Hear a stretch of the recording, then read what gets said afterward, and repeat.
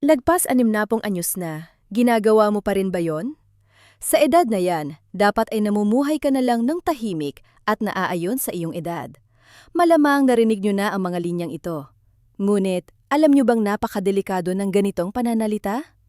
Alam nyo bang ang kaisipang ito ay parang dahan-dahang lason na sumisira sa inyong katawan? Ang sandaling bawasan o tuluyan yung isuko ang intimasiya o pagtatalik sa edad na 60 pataas ay para na ring pagbibigay ng senyales sa inyong katawan na pwede na itang magpahinga habang buhay. Kapag tumatagal ang panahon na walang nagaganap na pagpapalaya, ang mga ugat ay naninigas, ang male hormones ay bumabagsak, ang maselang bahagi ay lumiliit, natutuyo ang pinagmumula ng buhay, at ang inyong utak ay bumibilis ang pagtanda, doble pa sa normal na bilis. Hindi lang po ito usapin ng pakikipagniig. Ito ay usapin ng survival instinct o ang likas na pagnanais mabuhay. Ang mga kalalakihang nagpapanatili ng aktibong intimasya ay nakararanas ng muling pagsigla ng daloy ng dugo. Sa tuwing may nagaganap na pagpapalaya, ang inyong utak ay sumisigaw ng "Buhay pa ako!" at nagpapadala ng utos ng kabataan sa buong katawan. Ang puso, baga, atay, at maging, ang utak ay tumutugon na parang sinasabing, "Gagana ulit kami ng maayos." Kaya diretsahan ko po kayong kakausapin. Sa edad nating ito, mayroon pa tayong kapasidad. Kayo ay lalaki pa rin na ganap na buhay. Pero kung kayo mismo ang maglilibing sa likas na pagnanasang ito, kung isusuko nyo ito at tatalikuran, ang inyong katawan at utak ay sasang-ayon din. Sasabihin nila, ang lalaking ito ay wala ng gamit, pabilisin na natin ang pagtanda. Masyado na tayong nagtiis ng matagal. Namuhay tayo sa paniniwalang dapat tayong kumilos ayon sa ating edad, sa maling akala na hindi na ito bagay sa matatanda, at minsan sa kawalan ng interes ng ating kapareha, kaya't unti-unti tayong natutuyot. Pero sa araw na ito, sa video na ito, babasagin natin ang lahat ng bawal na kaisipang yan. Sasabihin ko sa inyo ng tapat ang 5 lihim na dahilan kung bakit ang edad 60 pataas ang panahon. Kung kailan dapat mas dalasan, mas laliman, at mas bigyang inet ang intimasiya. Ito ay usapang pangmatanda, usapang para sa mga tunay na nakauunawa. Huwag na huwag po kayong aalis. Bago tayo magsimula, pakipindot naman po ang subscribe at like button, pati na rin ang notification bell. Maraming salamat din po sa pag-share nito. At kung mayroon kayong gustong topic na pag-usapan natin sa susunod, pakiiwan lang sa comment section. Isasaalang-alang ko po yan sa susunod na video. Simulan na natin. Unang dahilan, sa sandaling huminto kayo sa pakikipagtalik, nagsisimulang tumanda ang inyong utak. Medyo matapang ba pakinggan? Pero kailangan nyo itong tandaan ngayon din.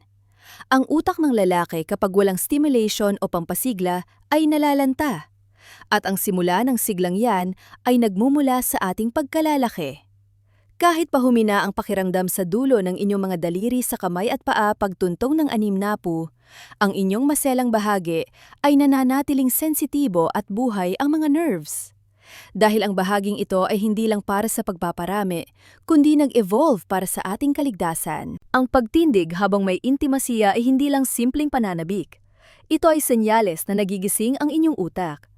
Kapag ang sensasyon ay naglakbay mula sa ibaba, dumaan sa spine at umabot sa utak, ang unang gumagana ay ang hippocampus at frontal lobe. Dito nanggagaling ang memorya, emosyon, konsentrasyon at pagpapasiya. Pero may mas kamangha-manghang katotohanan. Sa sandaling mangyari ang pagpapalaya, ang utak ng lalaki ay lumilikha ng malakas na electrical explosion. Hindi lang ito simpleng sarap. Ito ay isang piyesta ng neurohormones kung saan sabay-sabay na lumalabas ang dopamine, oxytocin at endorphins sa buong utak. Ano ang ibig sabihin nito? Sa tuwing nararanasan nyo ito, ang utak nyo ay naniniwalang buhay na buhay pa ako. Nagsisimula itong maniwala na minamahal ako ngayon at may silbi pa ako. Ang paniniwalang iyan ang pumipigil sa pagkamatay ng brain cells, nag-aayos ng nerve connections at ayon sa pag-aaral, nakapagpapabagal pa ng mga unang senyales ng Alzheimer's. Sa sandaling dumampi ang balat sa balat, maghalo ang pawis, at maramdaman ang malambot na haplos kasabay ng pagdikit ng inyong mga hininga, Nagsisimula ang isang gamutan sa loob ng inyong katawan na hindi maibibigay ng sinumang doktor. Ang paghawak sa kanyang lambot, pagyakap sa baywang, at pakikinig sa kanyang paghinga habang kayo ay nag-iisa. Ang pakiramdam na yan ay hindi lang aliw, kundi enerhiyang bumubuhay sa inyong nervous system. Ang mabilis na tibok ng puso at ang tensyon sa inyong mga hita ay isang natural na shock therapy na gumising sa inyong utak. Kapag naririnig ito, ang iba ay namumula sa hiya. Sasabihin nila, bakit naman natin pag-uusapan yan sa edad na ito? Pero ang pag-iisip na yan, ang mismong nagpapabilis ng inyong pagtanda. Dapat natin itong pag-usapan sa edad na ito. Dahil ang paksang ito ay direktang konektado sa inyong kaligtasan. Kahit pa nag-iisa, posible ito. Kung wala ng kapareha, ang pagbibigay ginhawa sa sarili upang pasiglahin ang maselang bahagi at magkaroon ng release ay nagbibigay ng senyales sa utak na kayo ay buhay pa. Sa pamamagitan lang ito, ang inyong brain cells ay mananatiling bata ng mas matagal. Siguro naman ay napagtanto nyo na. Ang intimasiya ay hindi lang karugto ng buhay mag-asawa. Ito ang tanging ehersisyo para sa utak na nagpapanumbalik dito. Mas mabilis at mas malakas ang epekto nito kaysa sa paglalakad, pagtakbo o pagsagot ng mga puzzle. Ito ang natatanging pampasigla ng utak para sa mga senior na kalalakihan. Gusto niyo pa bang magtanong ng, pwede pa ba ako makipagtalik sa edad na ito? Mali po ang tanong na yan. Ang dapat niyo itanong ay, pwede ba akong huminto sa pakikipagtalik sa edad na ito? Ang sagot ay mariing hindi. Bawal po. Pangalawang dahilan. Kapag huminto ang intimasya, lumiliit ang inyong pagkalalaki. Sa sandaling ito, maari lumiliit na ang inyong maselang bahagi. Hindi lang ito guni-guni. Hindi ito akala lang. Totoong lumiliit ang size, totoong nawawalan ng lakas, totoong numinipis ang balat, at ang tissue sa loob ay nagsisimulang manghina. Bakit? Dahil use it or lose it. Kung hindi gagamitin, mawawala.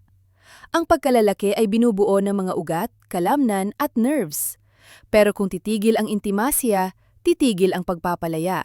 At wala ng pananabik o pagtindig, iisipin ng mga ugat at kalamnan na, hindi na pala kami kailangan. At ang katawan ay napakalupit kung magdesisyon. Aalisin nito ang mga bahaging hindi ginagamit. Kaya naman, ang mga lalaking matagal lang hindi aktibo sa gawain ito ay maaari makaranas ng pagliit ng 1 hanggang 2 sentimetro sa loob ng 1 taon. Habang humihina ang tissue, lumiliit ang espasyo para sa dugo, kumukulimlim ang kulay, at nawawala ang pagkaelastiko. Ang mas nakakatakot ay ang susunod. Ang mga itlog o testicles ay kumukulubot din. Kapag naisip ng katawan na hindi na kailangang gumawa ng binhi, titigil ito sa pagtatrabaho at liliit. Ang danggal ng isang lalaki ay dahan-dahan, tahimik, at hindi namamalayang naglalaho. Pero iba ang mga lalaking patuloy ang intimasiya. Sa bawat release, natitrain ang pagkalalaki. Ang tissue ay nakakatanggap ng stimulation, lumuluwag ang mga ugat, at dahil sa paulit-ulit na ehersisyo, nakakatanggap ang kalamnan ng senyales na buhay pa kami. Ibig sabihin, habang mas madalas gamitin, mas nagiging matibay at mas napapanatili ang lakas. Ito ay literal na survival stimulation. Sa sandaling yakapin niyo ang isang babae, halikan siya, at dumampi ang inyong kamay sa kanyang malambot na balat. Kung gumalaw ang inyong pagkalalaki, hindi lang yan pagnanasa. Iyan ang pinakamalinaw na ebidensya na kayo ay buhay na buhay pa. At sa oras na isuko nyo ang ebidensyang yan, kikilalanin ng lalaki ang kanyang sarili bilang isang nilalang na patungo na sa katapusan. Mula noon, kahit anong ehersisyo o gamot, mahirap nang ibalik ang sigla. Ang kakayahang tumugon ng katawan sa edad na ito ay isang biyaya. Hahayaan niyo na lang ba ang biyayang yan? O sasabihin niyong, buhay pa ako! Naalala ng inyong katawan kung gaano nyo kadalas magbahal. Kung madalas gamitin, mananatili ang yabong. Kung hindi, liliit. May mas simple at mas masakit pa bang katotohanan kaysa rito? Pangatlong dahilan. Ang intimasiya ang nag-iisang full-body aerobic exercise na bumubuhay sa puso. Ang pakikipagtalik ay hindi lang paggamit ng maselang bahagi. Ito ang sandali kung saan ang buong katawan nyo, lalo na ang puso, ay tumitibok ng mabilis. Ang 10 minutong pagtatalik kung saan gumagalaw ang braso, binti, baywang at balakang ay katumbas na ng 30 minutong pagjo-jogging o jump rope. Lalo na ang pagpapanatili ng pagtindig, nangangahulugan ito na kailangang mag-pump ng dugo ang puso papunta sa ibaba ng walang tigil. Kung mahina ang puso o barado ang ugat, imposible ito. Ibig sabihin, ang kakayahang makipagniig ay isang report card mula sa inyong katawan na nagsasabing malusog pa ang inyong puso at mga ugat. Pero hindi lang ito basta check-up. Habang nagpapalitan ng pagmamahal, kinakapos kayo ng hininga, bumibilis ang pulso, at nararamdaman nyo ang dagundong sa inyong dibdib na hindi nyo nararamdaman sa ibang bagay. Ito ang pinakamagandang cardio exercise. At ang mahalaga, napakasaya ng ehersisyong ito. Hinihingal kayo habang yakap ang kanyang leeg, gamit ang hita, dibdib, puso at baga ng sabay-sabay. Ang init ng balat sa balat, ang pagkikiskisan, ang tunog ng paghinga. Lahat ng ito ay pampasigla para tumibok muli ang puso. Kahit ang lalaking tamad mag-ehersisyo ay hindi umaayaw sa intimasya. Bakit? Dahil kusa itong hinahanap at in-enjoy ng katawan. Sa edad na ito, ang tanging sandali na pagpapawisan kayo ng husto at titibok ang puso na parang sasabog ay kapag kasama nyo siya sa iisang kama. Bakit nyo ihihinto yon? Ang muling pagkabuhay ng puso ay nangangahulugang manunumbalik ang sigla ng buong buhay nyo. Ang gabing ito, ang isang beses na pagsasalo, ay magiging hininga na sasalba sa inyong puso. Pang-apat na dahilan. Ang intimasya ay nagpapakulo muli ng inyong testosterone. Kung tumibok ang puso at kinapos ang hininga, ang susunod na tutugon sa katawan ay ang testosterone, ang hormone ng pagkalalaki. Hindi lang ito simbolo ng lakas. Ang muscles, buto, focus, at maging ang tiwala sa sarili at energy ay nakasalalay sa hormone na ito. Ang problema, habang tumatanda, mabilis itong bumabagsak.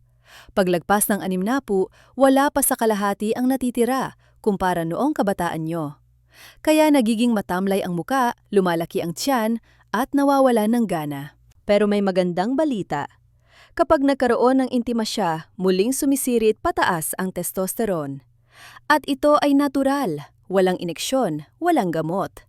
Basta't may haplos at koneksyon sa babae. Sa sandaling dumampi sa malambot na balat, naghahanda ang utak para sa reproduction mode. At naglalabas ulit ng hormones ang katawan. Habang nauulit ito, muling umaandar ang makina ng pagkalalaki sa loob nyo. Ano ang mangyayari kung puputulin nyo ito? Sasabihin ng testosterone, wala na palang aktibidad ang lalaking ito. At titigil na ito sa produksyon. Doon bibilis ang pagtanda. May asawa man o wala, may kapareha man o sariling sikap, ang pagbibigay ng stimulation ang tanging paraan para mapanatili ang testosterone. Ang hininga ng babae, ang dampi ng daliri, at ang isang mahigpit na yakap ay nagsasabi sa inyong katawan. Hindi pa tapos ang laban, gumawa ka pa ulit. Hindi ito simpleng aliw. Ito ay biological instinct na nagsisindi muli sa pabrika ng inyong hormones. Ang testosterone ang bubuo muli sa inyo bilang lalaki at magbibigay buhay sa inyong katawan. Pang-5 dahilan. Ang intimasya ang nag-iisang paraan para baliktarin ang malungkot na pagtanda at muling buhayin ang pakiramdam. Paglagpas ng 60, mas nauunang bumigay ang puso at isipan ng lalaki kaysa sa katawan. Nawawala ang ningning sa mata, nababawasan ang salita at lumilipas ang mga araw ng walang sigla. Isa lang ang dahilan, ang pakiramdam na wala nang nangangailangan sa akin.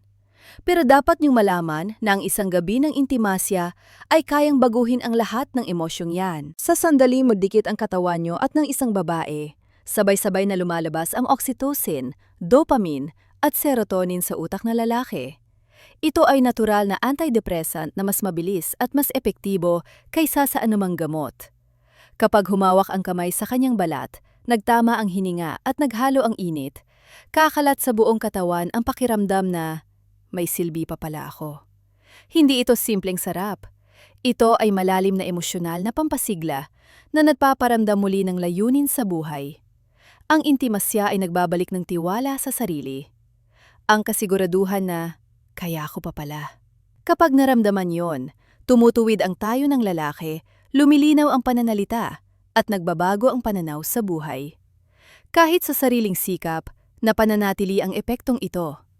Pero ang pinakamalakas ay ang maramdaman ang init ng bawat isa, magtama ang paningin, at mag-usap gamit ang katawan. Iyan ang damdaming nakapupuno ng puso. Sa huli, ang intimasya ay hindi lang isang gawain, kundi isang ritual para kumpirmahin na tayo ay buhay pa.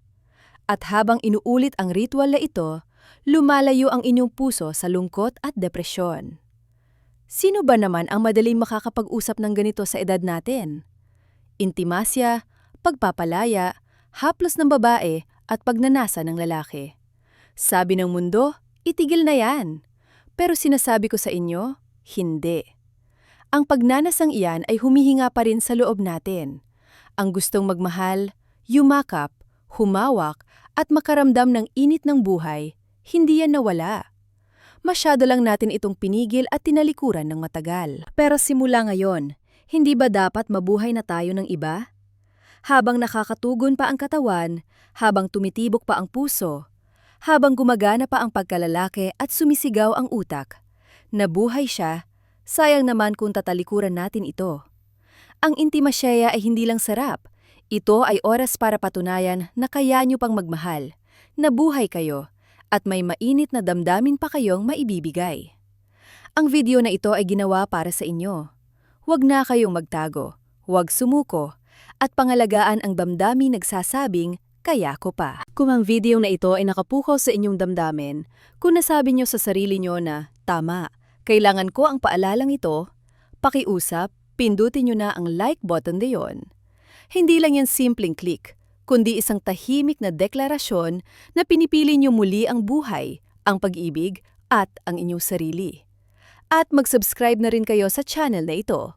Ito ay espasyo kung saan hindi niyo kailangang mahiya, kung saan ang usapang pangtunay na matanda ay hindi itinatago, at kung saan tayo ay magkakasama hanggang huli. Hindi pa kayo tapos, ngayon palang magsisimula ang tunay na laban. Palagi kami nakasuporta sa inyong malusog at masayang buhay. Maraming salamat sa pagsama sa amin.